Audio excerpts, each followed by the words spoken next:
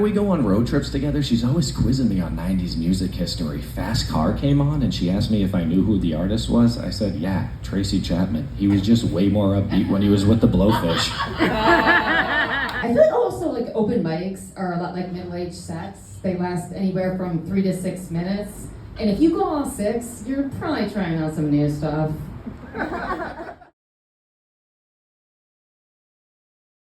Hey, what's up, everybody? Welcome to another episode of From Boston to Austin. I'm Alex James, and this is Jenni Fitz. Hi, everyone. So excited to be back. Yeah, we've been on hiatus, but we do have some news. We do. We had the best fucking night of our lives. When you watch Kill Tony, or especially when you're at Kill Tony, and you hear the words, "Are you ready for the best night of your fucking lives?" It means more than ever when you're one of the comics standing in the back, because getting on that stage and each doing a minute of our comedy and then being interviewed by Tony Hinchcliffe was by far the best fucking night of our entire lives. It was the most fun I've ever had, right? Oh, fair to say. It was nerve-wracking, but as like anxious as I was, like you just get like so caught in the moment, like you feel like you're gonna forget everything and completely freeze, and then like the lights like suck you in, and then you just like, I don't know, just like something comes over and you're able to remember it. That being said, my delivery was absolutely abhorrent, but at least I remembered my fucking jokes. He did remember. Oh wait, no, he forgot one punchline and just kind of skipped it and went to the tag. Yeah. But every other joke he told perfectly. He didn't forget any of the details. Obviously, arguably stage presence, just, that's something that everybody works severely lacking. Well, it was funny because you went up like right after Colin Sledge, and he's very funny and clever, and he has a sort of a lower energy, and you have a little bit of a lower energy too. You had a similar energy to him, and Yeah. you're He has like real Jesselnick vibes, and he has like that delivery nailed. Yeah. And that's definitely something that I need to work on. So I just need to like get on stage more and really like, just like hone that. But that's the great thing about going on a show like Kill Tony. It's not for somebody doing it their first time. Absolutely not. You wouldn't even, I don't know if you'd be able to handle that really. And it's very obvious when someone's going up for the first time. But if you've got material and you've done open mics and you've practiced it and you've gotten laughs, it's a great platform to sort of gauge, where am I at exactly? They've got these like tiers now where there's like the little joke book, the medium, the big joke book. Then they've got these cool trinkets for like different scenarios. So it's not just like, oh, you're a cool person, maybe you haven't done stand-up before, but here's a big joke book. Now it's really, really being critiqued at a level of where are you at, which if you are an amateur comic, not a first timer, but an amateur comic, getting the kind of feedback of knowing, okay, that this is where I'm at, it is incredibly beneficial to a comic, because you don't even necessarily need to have like each of your jokes critiqued or broken down or anything. If you know that he thought you were at that level, that's probably where you're at. And for us, I feel like he was spot on. Like we're both on our way, and we both have things we could work on. And so it sort of gave us every answer we wanted to know to the question of where we're at, and we're happy to be where we're at. But then we just had the most fun of the whole thing, was just being interviewed and just laugh after laugh, side-splitting laughter on our part, like stumbling out of there at the very last minute, still laughing. Oh, yeah, it was a riot when he was like, give it up for, you can say it better. Oh, obviously at this point you've seen it, or you could go see it, right? It's already aired. Pretty fresh though, but yes, he's sent us off with, let's hear it for Jenni Fitz and her fuckboy babysitter. And that's what it would look like if Colin Sledge had a girlfriend. That was awesome. I was like, oh, that was very flattering. It was flattering. I know. I think he also called us the dorkiest couple in the world, which I thought was absolutely hysterical.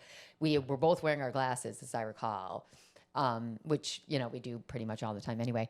But we also were soaking wet from the rain. I was going to say, we haven't even mentioned that yet. No, we haven't mentioned that yet. It was sort of like it was like the best of times and the worst of times, right? It was the worst possible conditions in the sense that every comic that was standing in the line waiting to get in was subjected to a torrential downpour, basically like a monsoon, not just buckets of rain, but buckets of rain that are being blown at you while you're standing up against a wall, no escape from it. And then, I don't know, maybe 150 to 200 comics all huddling together like cattle, just kind of saying, no, no, no, no, no, no, no. And then once you realize you can't stop it, then we were all just like, well, we're all in it together. And it was like this real feeling of community at that point. Because then we knew, like, well, we're going to go up on stage and we're going to be soaking wet. Like literally every stitch of our clothing soaked, hanging down because it was so heavy from rain. Wet rat hair. I spent 10 minutes combing my hair out with Karen Jones' comb. Thank goodness she has hair down to her waist and let me borrow her And comb. I just want to say thank you to that lovely lady who let me hide under her umbrella like a total little girl that I am. So as you can see, I'll be like half dry, half soaked because like half my body was like under the umbrella and the other half wasn't. You were, yeah, he was very much the only person that was half dry. The rest of us were entirely wet. Because for some reason, the 9 of us sharing the umbrella had Alex here in the middle who was getting the most shelter out of all of us, including the woman who was holding the umbrella. You got more shelter then. And I looked at him and I said, you don't even have any fucking hair. So luckily, by the time that he got called up and then subsequently Tony brought me up, my hair had at least mostly dried. I mean, it wasn't good, but it was certainly better than looking like I had just stepped out of a shower fully clothed. Yeah, you were combing it for like 20 minutes. Oh, it was ridiculous. I remember Karen looked at me when I handed her back the comb and she goes, you sure you're done? I spent like twice the time combing my hair out than she did. And her hair's down to her waist. You know, what are you going to do?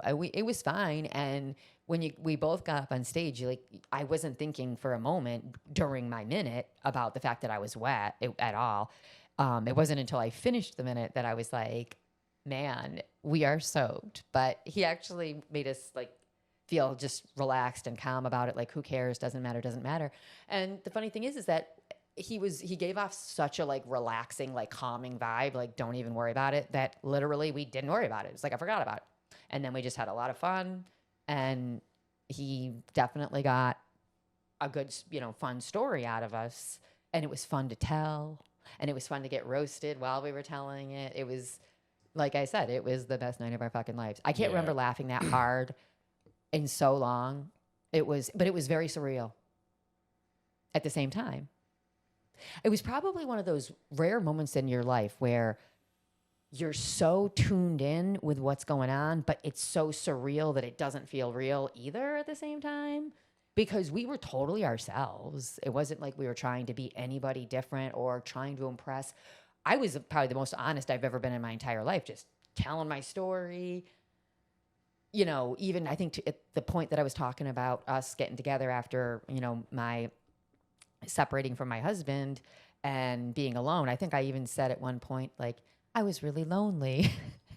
Yeah, and he was really respectful about not like digging into where the exact town was, because he was like, oh yeah, we'll just glaze over that. But it was also kind of funny because I like had a soaking wet set list in my pocket, and like because I did flub the first joke, I like I had to justify it, and I like handed like David a note, which was the set list, and it was like, Tony was like, what are you passing fucking notes, you little bitch? Yeah, which really kind of felt like we were in school, because talking about the fact that I was a professor and here we are, we're like in Tony's classroom. He's yelling at you guys for passing notes, and being the teacher in me, I reached over and I just snatched the note off the table. Like, what are you doing, Alex? Why are you like handing your set list around? Like, see, I had all my jokes prepared really nicely. It was obvious you had your jokes prepared. I promise, Mr. Tony, I was prepared. Exactly, which infuriated me. The rain fucked me up, Holmes. But Tony was really spot on. He definitely did roast you a little bit, but it was very much all in good fun. And I mean, it's part of the show. And I deserved it. Like I said, my stage presence was lacking. I deserved it. Yeah, so something he knows he can work on. That's the point of the fucking show. If you can't take it, whatever. Oh yeah, I mean, we definitely are the types of people who can completely laugh at ourselves and enjoy it, and so it was, to us, it was a lot of fun. Well, yeah, you have to be self-deprecating. Yeah, and you know what you're signing up for. And so, if you got a interesting story to tell about yourself, then obviously that's going to be what you're going to want to talk about and what he would want you to talk about. And we do have kind of an interesting story. Our relationship, very much a May-December relationship. We're 20 years apart in age, and I'm the older one. It's much more common for the man to be older in a relationship. And so the roles are reversed in our relationship. I am the breadwinner. So that makes for a lot of good comedy for us within our sets. And it also makes for good comedy when people are asking you, so what do you do for a living, Alex? Yeah, and I'm just like the au pair. And it's just like, that's the thing about the interview. It's like very important because if you're just like funny in conversation, it'll go well because that is, literally like 50% of KT is doing the interview. So Well, if you have the kind of life, if you do, where when someone asks you a question about it and you just answer them honestly, and that causes an entire room full of people to laugh, then that's something you want to share. That's a funny life. Our life is funny. I mean, it is unusual to have the gender roles reversed where, I'm out going to work and he's the one taking my kids to school and picking my kids up. My favorite part of like the whole thing probably is when you came up to stage. Then she like hands me her shit, and then he's literally like, "Yeah, take her shit, you bitch." So fucking funny. Well, I wasn't gonna perform with like my little purse satchel thing in my hand and cell phone. My neurotic tendencies like really were demonstrated that night. Well, you did fine. And you stepped back and you let me handle the interview, which that's the way it should be. Well, and the most important thing is like we popped our kill Tony cherry. Like you really have to do that. I mean, like that first time. I mean, if you go up and you crush and murder on your first time, kudos to you. But I mean, it's just fucking highly unlikely, honestly, because there's so much pressure. And it's for amateur comics. Like if you go up and you just absolutely murder, I mean, you're probably a little more seasoned. You know what I mean? So yeah, the playing field's a little more leveled. Yeah, I mean, like we're 2 years in. I've spent more time doing it than he. So I would be like a little further ahead in that sense, not in the amount of time we've been doing it, but just in the sheer amount that I put into it. And so all I needed to kind of know is like, am I on my way? And I feel like I've already like gotten better since then because I'm just like really going through my jokes, like, with a machete, with a fine tooth comb, and just like taking out everything I don't need. Because it wasn't like I was told to do anything differently, obviously. But it was me, like I was like lit a fire under me to be like, yeah, I can kick up these jokes, and I got a show coming up where I have to do 15 minutes. So I'm like, I want these jokes to be top notch by then, and it's motivating. If you have the right attitude, it's motivating. I suppose if you were self-conscious about it, which I'm definitely not, then it could be, maybe it could potentially devastating, I guess, if you went up and just thought you were going to get a big joke book and just crush or something, then you might be disappointed. But the right attitude to have is, okay, yeah, I got some, good, even if it's not literal feedback, just like that positive sort of feedback that makes you want to keep on going and get better so we can go back and impress him with our improvement. Well, I don't think he's like shy to say if the joke writing's not really great and the jokes he's definitely aren't not there. Shy. So I know. So like I was expecting to get picked apart on my stage presence, but all I really wanted to do was quick little sampling. And if you have a defeatist attitude, you're like, fuck this, I'm never gonna do this again. You just gotta learn from it, learn from your mistakes, and just keep going. Oh yeah, you definitely have to be able to take constructive criticism in this business. Like if you can't, it's not for you. But you also have to like want that. You have to want to seek criticism. I, from day one, was like asking everybody, what should I improve? You've done this longer. Tell me, give me feedback. When I first started, it was actually difficult to get feedback because so many of the people that I was asking were like half my age. So, and they were kind of new as well. Right, so I could see how somebody would be like, there's not a whole lot of advice I could give her. She has a lot of life experience. And also I have been teaching for over 20 years. So I already I don't have like the stage fright and that kind of a thing. So like presenting material is no problem for me. But even just getting little tips like talk more about yourself and move the mic stand, that shit's gold when you're first getting up on stage. Oh, for sure. I still forget to move the mic stand every Yes. single fucking time. One of these days I will remember to move But I it. tried to tell him, it's a really important that when you go out there, you move it out of the way because every stage is different. And so what he's not thinking about is that if that mic is like feet away from him, in his mind, it's gone. But the people who are sitting over there who are watching him, they're looking at him with a mic stand in front of him, even if nobody else is seeing a mic stand in front of him. So you just got to get it behind you no matter what, right? Even if you're not even realizing it's there because it's like so far over here. So just think about it from the point of view of the audience. Think about, are any of them staring at a mic stand right now instead of staring at me, right? Exactly. I thought the lights were going to blind me more. I don't remember if you said you thought. Did you think the lights were bright? I did not think they were. I didn't think they were bright, but I thought they were like centered perfectly, like because I started to get like very nervous because I was like, shit, I forgot my first fucking punchline. So this is that this is the happens. moment. Like it's either like 50% of you wants to just like cower and run off stage, but like you realize Yeah. you can't do that. Like so you have to recover. So I just kind of like looked and I just like looked in the light, kind of got sucked into it and just like was able to like kind of remember everything. And I think it went relatively smoothly from there. Obviously I was firing them out, but You were, but you got them all out. So, hey. yeah. Well, you had done the jokes at other mics, even at the Sunset and everything, and Creek, before that, because that was our last day there when you got pulled. So, like, you and people had laughed at them, and you maybe went through that. Well, not maybe, you definitely went through them a little more slowly when you had 3 to 5 minutes, as opposed to when you got that 1 minute. 1 minute's hard. I mean, people who have done comedy, they will say all the time, like 1 minute. Even the guests on the panel, when they find that out, they're like, "Wait, they're only going to be able to do 1 And minute." I have to interject and say 1 minute. It can either be like it can be an yeah. eternity. If you don't have jokes and you're just like frozen, it will be an eternity. But if you're trying to like pump out jokes, it just like, goes by in the blink of an eye. Oh yeah, and having the 1 minute, limitation, if you will, right, parameter, that or just over a minute. You're making so many choices because you've got all this material, you've got these bits, you've got these jokes within the bits. So you got to decide, like, okay, do I just take a couple of those, the 1 or 2 liner jokes, put a few of those together, and that can be my 1 minute, and I can hit like 4 solid punchlines.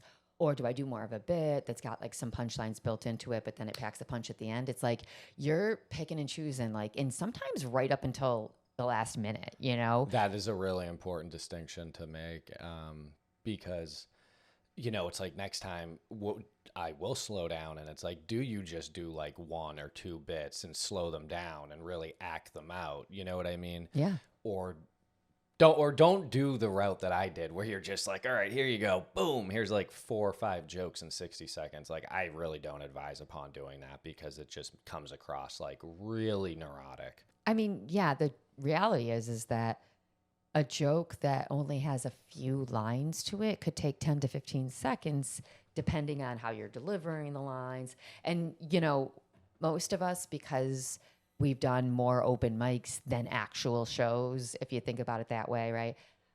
Where you don't get laughs from other comics if there's not an audience, you don't always like think to leave enough time for laughter. So even if they're laughing, you're firing into your next joke. And actually, if you had given the audience like maybe another second or two, sometimes the laughter picks up after a second or two because it's like they process it. So, but then we're right into our next joke. You're absolutely correct. Yeah. And again, that's all stuff that you like learn by doing it. Exactly. And even if Pause for laughter. I know it almost seems like it would be cocky in the beginning. Like, when you're at an open mic, you don't pause for laughter, mostly because you might get a few chuckles from your fellow comics and you don't want that dead air. You're going to get to that. You want to get to that next joke because you're really just practicing. So when you're just used to doing open mics, you just are hammering through it. So when you actually do like a show or something, you really do have to take your time and let the audience digest what you have to say. Yeah, and I'm so analytical because obviously, like, I'm a math professor, so I'm always like timing things and then moving, juxtaposing my jokes in a different way or whatever I can. And so to me, like that going through that like mind bending like analysis of, okay, what am I taking from my material to have the best perfect 1 minute possible? Like that's mental gymnastics on its own. And then I have to remember like, okay, well, don't spend too much time and energy on that because the reality of it is that my, comedy is not performed in 1 minute intervals normally. So you want Exactly. to, right? No, that's not how comedy's done, but No. it's like they've created a new style of comedy. And it'll be interesting to see that progression because of like that 1 minute style, where you're trying to just like smash people over the head in 60 seconds because that's not typically how it's done. And all I can say is I'm really glad the first time, like 2 years ago, when we went to Austin, was that we never got pulled because that was my first fucking time on there. And that took me 2 years to even bomb that hard and get to that point. So, it would have just been an utter embarrassment. I can actually say I never would have probably done comedy again had I gotten pulled like that first time that I signed up. So, because it would have just been embarrassing. Yeah, it's hard to say how it would have gone. It was different a couple years ago. So, now definitely being held to the standard that they are holding people to now would not have been good 2 years ago. But we wouldn't have even really done it 2 years ago if they were doing it the way they're doing it now, meaning that 2 years ago they were okay with somebody who had never done stand-up before but had a minute of jokes prepared that was like, hey, I think this could work.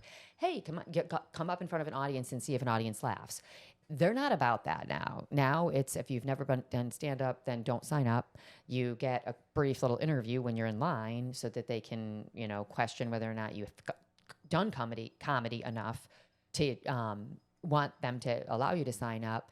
And you better not lie about it and say, sure, I've done comedy. Yeah, I've done lots of it when you really haven't. Because if you were to say that you did and you hadn't, then, lying will get you. Yeah, that's not going to get you anywhere. And it is good that they are doing vetting now. So, maybe I should have been vetted more. No. Well, no, because it was okay because they want you to be somebody that's like actually doing comedy. And the problem is if you allow people who have never done it before, if you even open the door to that, the way that comics see it, or people who really do want to be comics, who are sitting and writing clever jokes on paper, but just hadn't gotten up in front of an audience, we look at it like, tell me whether you even think I have the potential to bother. But you get tourists who are like, oh, my friends think it would be cool for me to get up there and try to like deliver some jokes that I made to them on the car ride here. Right, for some like retarded bachelor party. It's like, get out of here with that. And then contrary to the guitars on the wall, like, don't go up there without material and just think you're going to go play the fucking guitar or drums. You know what I mean? That's not what it's about now either. And I'm really glad that they're like separating that. Yeah. And, remember very often there would be like, because they want to pull women because very few women sign up compared to how many men sign up. And the women who would get up there and had never done it before, but they got pulled because they were a woman. And the only reason that they were getting up there to do a minute of comedy is because they were trying to get their boyfriend pulled up. So they stopped doing that because they don't want people working angles, right? If the boyfriend's the one that's really the comic, then he should be the one signing up and not the girlfriend to try to like get him in through the back door. And so I think that was like a testament to like just like kind of the jokes themselves, because if they really were that shitty, like I don't think Tony would have asked you to come up. Oh, like, no. The stage presence was again abhorrent. He's Alex, that was absolutely awful. I knew he would like Alex. That was absolutely fabulous. You that knew was that the wasn't best coming. set. Here's a big joke book. Come and suck my dick. Oh yeah, he had no delusions that there was a positive adjective that was going to come after. Absolutely, he was like bracing for it. But I mean, it was great. And the best part is that, and I know we haven't even touched on this yet, other than the fact that we were all outside soaking in the rain. It was at the Vulcan and not at the mothership. So it'll be cool for people, as they see it, because once you see us talking about it, then you'll see that it is different. It's a little bit of a throwback to when they used to film it at the Vulcan, where all the comics are actually in the room. Yeah, so that's a much different vibe as well. But we can definitely, we have so much more to talk about Oh, because we've gosh, already yeah. been going for like 25 minutes. So It's easy. we just wanted to give like a brief little, rundown synopsis, but we'll definitely talk more in depth about this. Like, we just wanted to get this ready for when actually the episode actually drops. So Yeah, give you a little like behind the scenes on how it went for us from our point of view and how it felt. So it'll be interesting to actually, see it air, and then, Oh, yeah. because you think you know how it went, but you don't really actually when you see yourself on camera. I mean, and that's like one of the most difficult things about doing stand-up or any kind of performance is like watching yourself. So, but you have to, because you have to learn from your fucking mistakes. But anyways, on that note, we're going to check out. So I'm Alex James. And I'm Jenni Fitz. And it was great being back, and we will catch up with you guys soon. All right. Bye-bye. Bye-bye.